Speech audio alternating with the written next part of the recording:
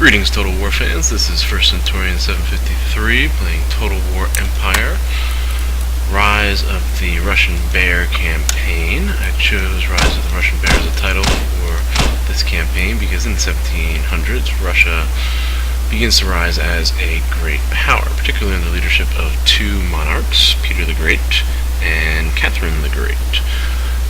Peter had traveled throughout Western Europe when he was younger, through Germany and France and England, and saw how advanced Western society was, and when he returned to Russia he realized that his country was kind of backward, so he began to try to modernize it through westernization.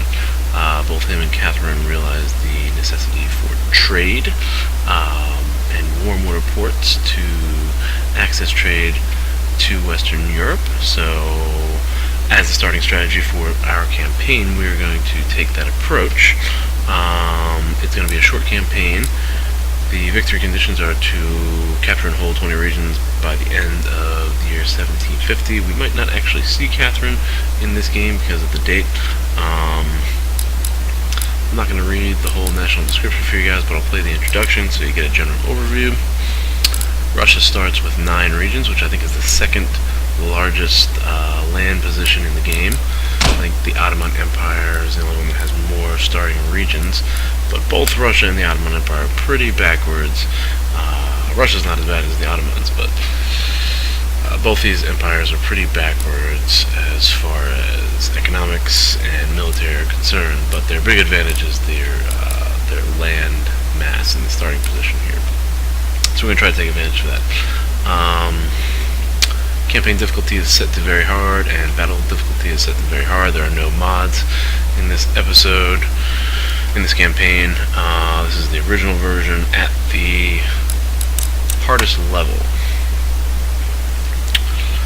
This will be probably the 4th time I've attempted to play the most difficult campaign level. I won one of those with the Maratha Confederacy, and I lost one with England. I was about 2 turns from getting Quebec, and I lost one with the Austrian Empire, so we're going to try with Russia here. Your first priority should be to secure yourself trading ports in the Baltic and Black Seas through the conquest of Ingria and the Crimean Khanate, respectively. This will effectively facilitate trade with Western powers. But in doing so, you may fall foul of the increasingly expansionist Swedes, to say nothing of your old enemy, the Ottoman Empire. As Europe moves forward into a period of enlightenment, you would do well to modernize the social and economic structure within Russia. Improve trade routes with the West and foster good relations with Britain, France, Austria, and Prussia, updating your armed forces in line with their latest military doctrines. In terms of expansion, the lands of Poland, Lithuania, directly to the west, could easily become part of a greater Russian empire, as could the regions of Scandinavia, should Sweden force a war and be defeated. Okay, Poland is partitioned in the 1700s between, I believe, Russia, Austria, and Prussia, so that is an option. Let's look at our objectives first, and there's a lot of Polish territories that are in our objectives. We have to capture Poland itself, as well as Lithuania. We also have to capture a number of Swedish territories, including Ingria, which is home to St. Petersburg. That's the city named after Peter the Great, I believe. I don't believe it was called St. Petersburg in 1700. I don't think it was called St. Petersburg in 1703, so it's a minor historical inaccuracy with the game, but they get a pass at that because Total War Empire does a great job with all the historical information and the detail that they put into the different units and history that they have there, especially with the technology and the ships and everything. So kudos to the creators. They did a great job with this game, I believe. So we will have to capture Ingria. That's one of our objectives. Sweden itself is also an objective, as well as Estonia. We're not going to focus on the north at the beginning. We're going to focus towards the south. Crimean Khanate, and we do also have to capture Georgia and Dagestan, and get an additional couple provinces. The only one we have to continue to hold is Moscow. But if you look at our diplomacy, to start off, we are not at war with Sweden, but we are at war with the Ottoman Empire. The Ottoman Empire has two protectorates, the Barbary States and the Crimean Khanate. We are at war with the Crimean Khanate as well. And basically everyone in Europe is at war with the Barbary States. So we're going to fight that war, I think, and we're going to try to fight one war at a time. We're also at war with the pirates, but so is everyone else. Our allies are Poland and Lithuania, who we have a trade agreement with, and Denmark. But the reason why I'm going to focus on the south and on the Ottomans is because their military, their technology is kind of more backwards than ours. If you look at Sweden's armies here, their line infantry is pretty tough to start with. They have good European line infantry, morale of 7, melee defense of 13, which is actually slightly better than our line infantry, which has a melee defense of 11. So I'm going to try to avoid war with Sweden because they are more advanced country militarily, and they have better units. We do have to keep this army up here to guard this road to Moscow, but I'm going to try to avoid war with them, and diplomatically, I think I'm going to try to start, maybe establish a trade agreement with them, and they will agree to a trade agreement for $330. We have 6,000 to start with, so I'm okay with that. I'll accept that, and we have a trade agreement with Sweden now. Hopefully that will improve our relations with them, and we won't have to go to war with them right away. We can focus our war on in the south. So we're going to move our army under Ukrainian army under Ivan Mazepa. We're going to link up to this road here, and we're going to send artillery from Kiev to link up with that army. And then hopefully this army can begin moving towards the Ukraine, begin moving towards Crimea. Crimea is a very important region because we have a warm water port here, which will give us trade access to the Black Sea and to the Mediterranean Sea, where we can trade with some of the Western European powers and start to increase our wealth and hopefully modernize our country. Ukraine does need to be defended, however, because you do have an Ottoman province here, so we're going to give them we're going to give them cannon, since we took cannon away, and we're going to do some Cossack line infantry here. So hopefully that will improve, that we'll be able to defend Kiev. Like I said, the main target is the Crimean Khanate, so we have to get some eyes down there. We're going to send a rake. They'll be there in about 3 turns. We have another rake here, and we want to kind of get an eye on this Ottoman province, see what they have. Poland's got a couple armies on the border, mostly militia and pikemen, and no Ottoman army down here. They do have a religious man who is converting their population. Our religious man, the Eastern Orthodox missionary, is in Muscovy, which has 100% Eastern Orthodox faith, so we don't need to keep him there. The north, they look pretty good, 90% Orthodox. So we are going to, Ukraine's good too. This province is 39, so we're going to move him south. Try to spur on religious conversion in Kazan. This province has 40% Eastern Orthodox, 40% Muslim, 20% animism, which I think is paganism. Our scholar needs to go into our school, and we want to start researching canister shot. If you noticed there, before the scholar went in, the canister shot was took 6 turns, and with the scholar there, it's only 4. Canister shot, in my opinion, is one of the best technologies to have early on. Really, with canister shot, it's tough to lose battles, I think. Take your cannon, put it on a hill, guard its flanks with line infantry, put line infantry on its flanks, and melee infantry behind them, and cavalry behind them. And basically, that's a basic formation. Tough to lose battles unless you're fighting someone who's really overwhelming as far as numbers. But even some overwhelming numbers can be defeated. Okay, so we've got about 4,000 remaining. We do have to be concerned with Georgia and Dagestan here. If you look at diplomacy with minor nations, Dagestan is hostile and Georgia is hostile. I don't think we can get trade agreements with them. Nope.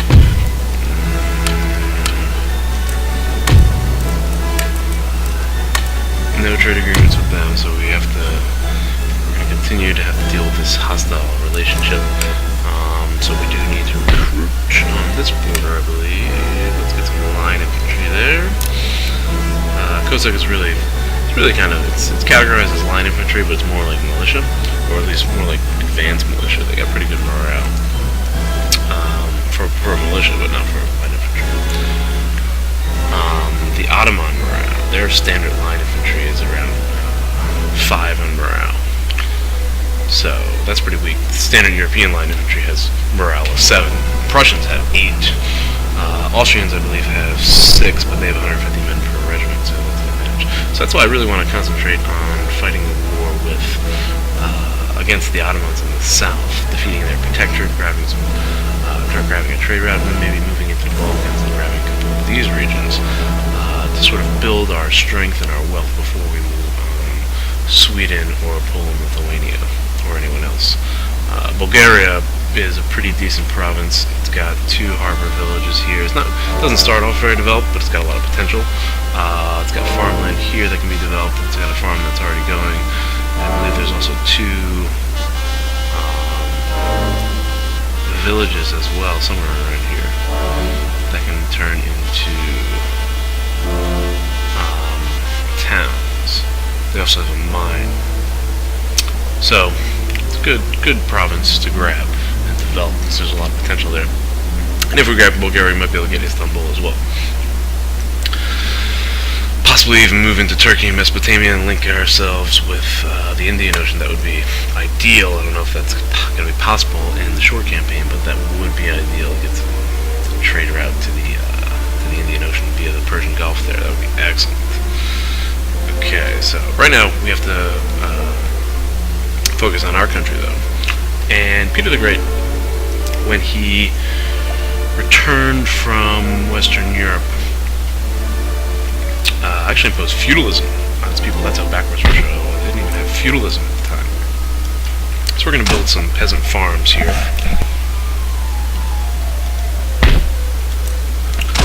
And we're going to try to use these farms to increase the population.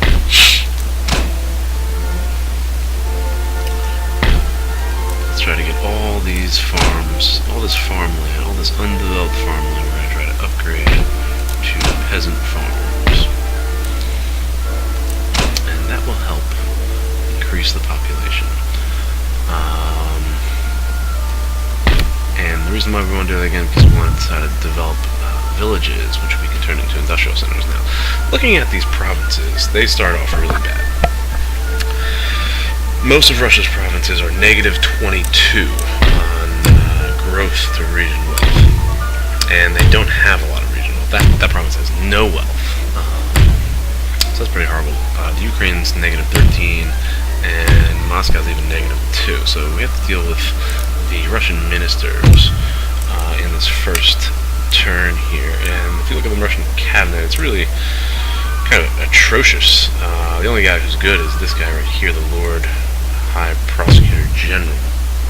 He's helping us with reducing the cost of the town watch by 12%, which is good. He's the best minister we have to start. The Treasury, the Lord Treasurer. This guy's really causing some problems. He's got he's negative 15% to the growth in trade route income. He's morally impaired as one of his characteristics. Negative 4% to global tax income, and negative 8 per turn to town wealth in the home theater. So he's really causing a lot of problems. No benefits from the Lord Secretary of the Army, and the Lord Secretary of the Fleet. This guy is just corrupt. He's got fingers in the privy purse characteristic, and negative 12% to naval military technology research rate, and plus 12% to research costs and upkeep costs. So he's got to go as well. If we look at our candidates, this candidate, he is a jughead, but that's not bad for us because we are a absolute monarchy. And the negative thing about the jughead characteristic is that it's negative 1 to nobility's happiness, but nobility starts off pretty happy in the absolute monarchy. So he's okay. He's also a tactician, so I probably want to put him with the army. Yeah, Russia's kind of in disarray here.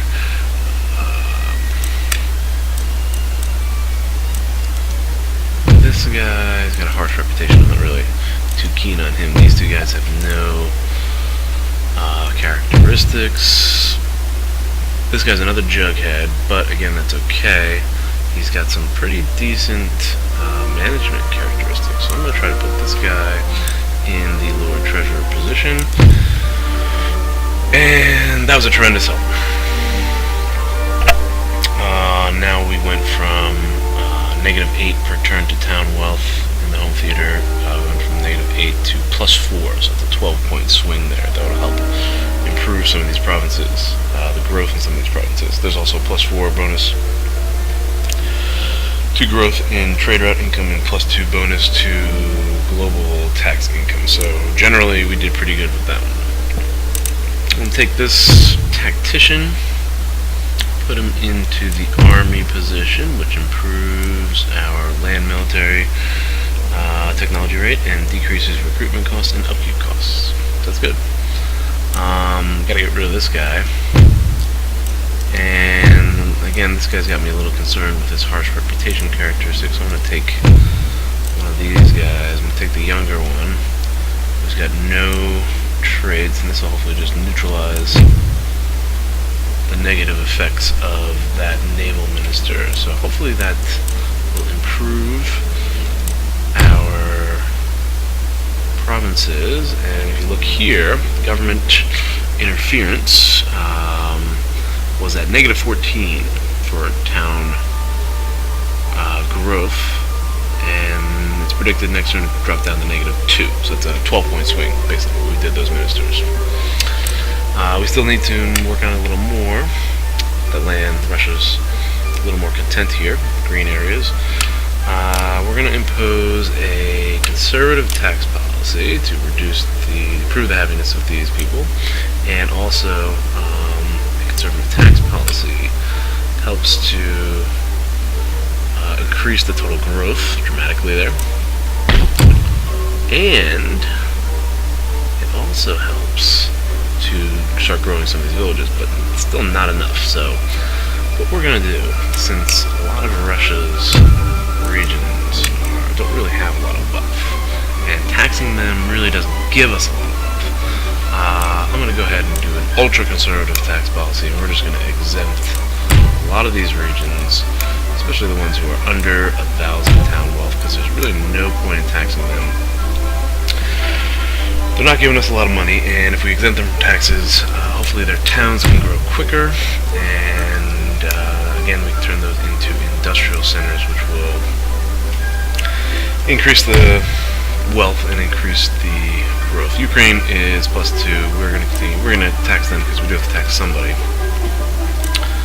And Karelia is pretty good with wealth. We're going to continue to tax them for this turn, but maybe change that in the future. Moscow, definitely have to tax them. They're actually doing really well now because of the moves we made. Plus 13 to town growth here, and this province doesn't have any villages left, so we're going to continue to tax them as well. But I think about over half of the provinces, 5 of the 9, are now exempt from taxation. So we've got a little bit of money left. I'm going to spend that on upgrading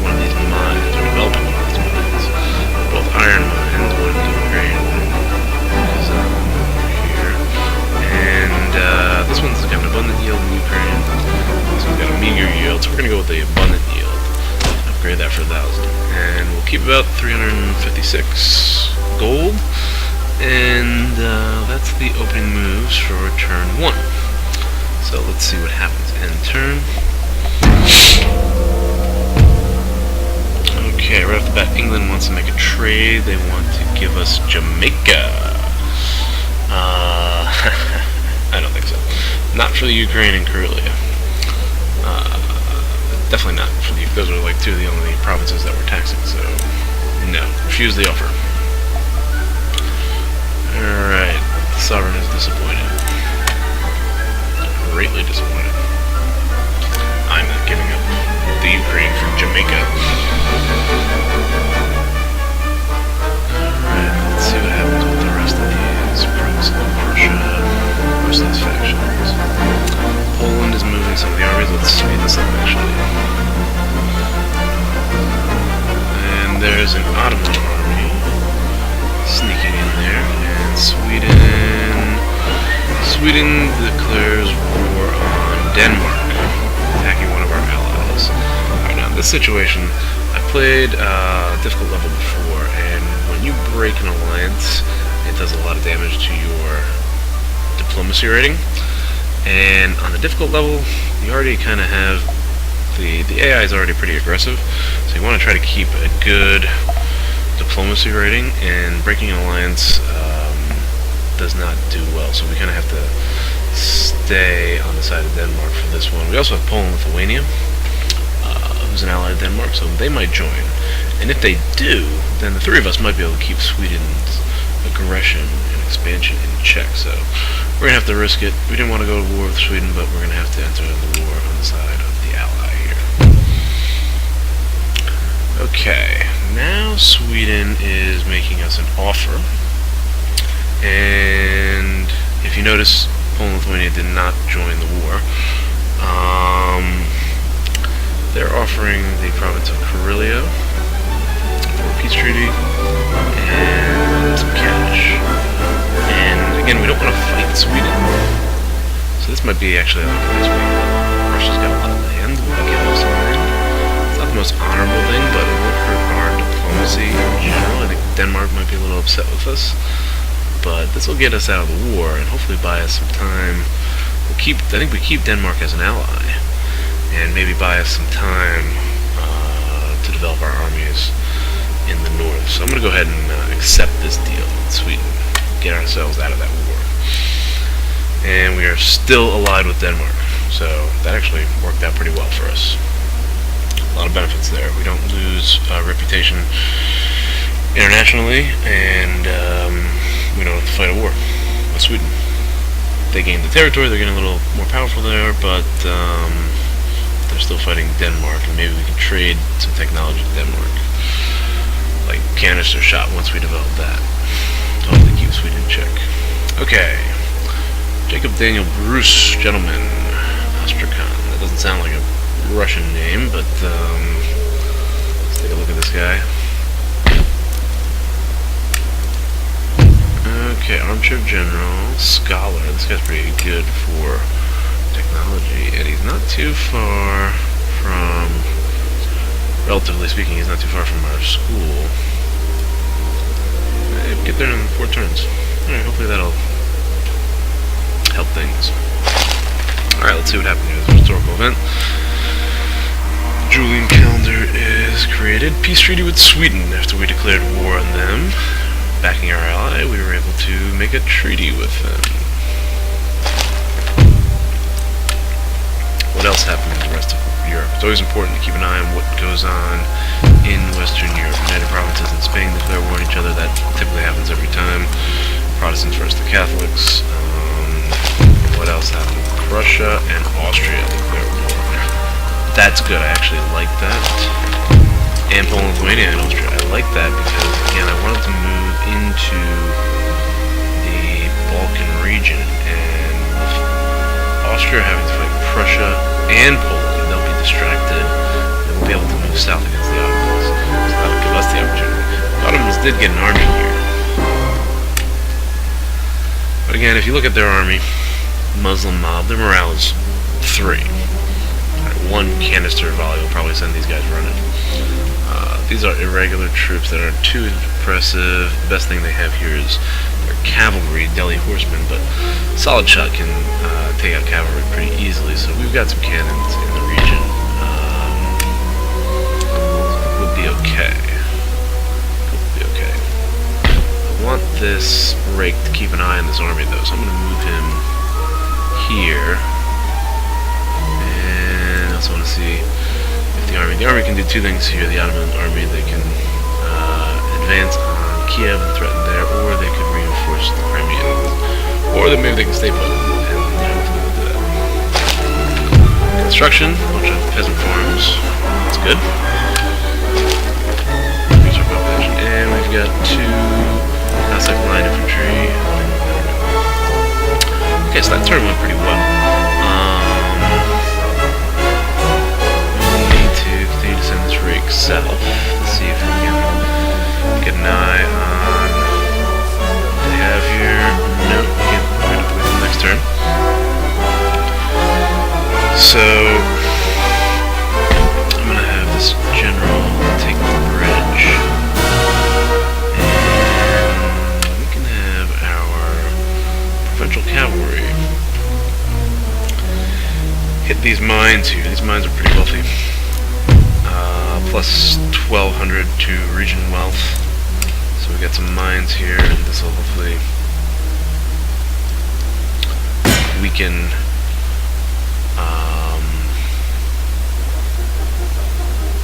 the Crimean's wealth. I'm gonna try to get this guy back. Yes, good. Okay, and let's just set this guy up on the hill actually over here, and that'll hopefully give him a good defensive position, just in case the Crimeans try to come out at us. Okay, here in the east, we got to deal with 2 minor powers that are hostile to us. Now, the deal that I made with Sweden sort of gives me an idea. And I don't know if this is going to work or not, but I think what I'd like to try.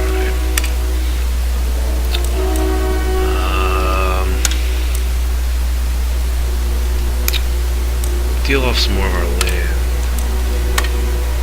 Yes, that worked. Okay, and the reason why I did this, several benefits. I gave them Don Bosco.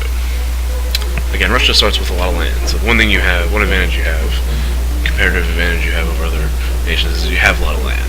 And that's your supply, and you trade your supply for things that you demand, and that's better relationships on our border. I need better relationships, and what happened here was, now Dagestan is unfriendly as opposed to being hostile. And also,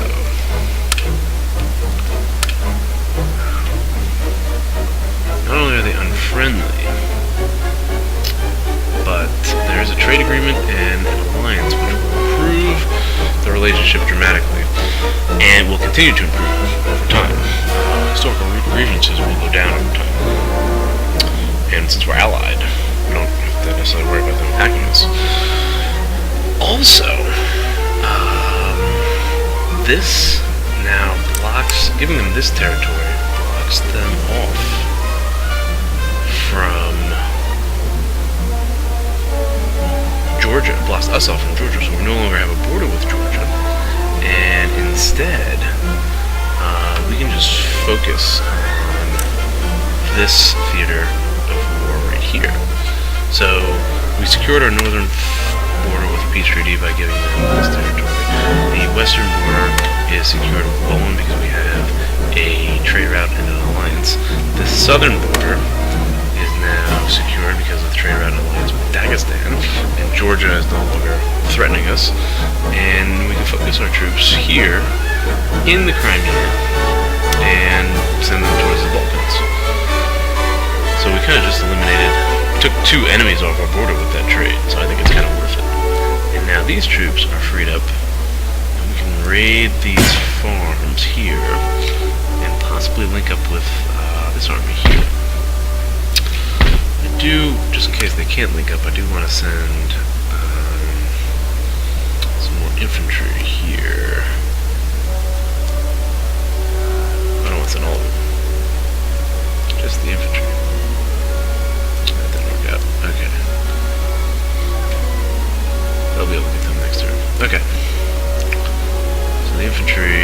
link up with that army.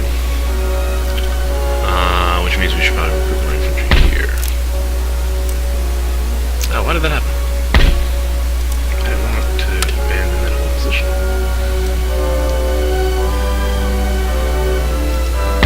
Yeah, that was nervous. Okay.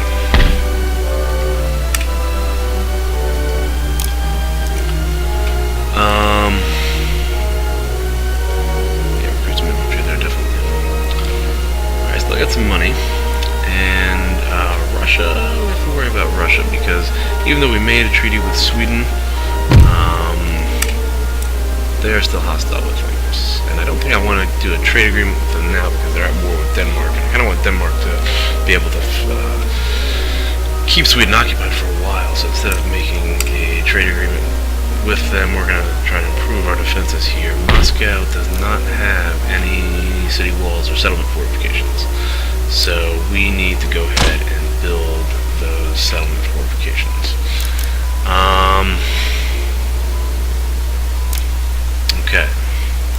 So I think that's all the moves we're going to do this turn. And I think we're a little over half an hour here, so I'm going to end the first episode here. Thank you for watching. I hope you enjoyed. And I will see you guys next time.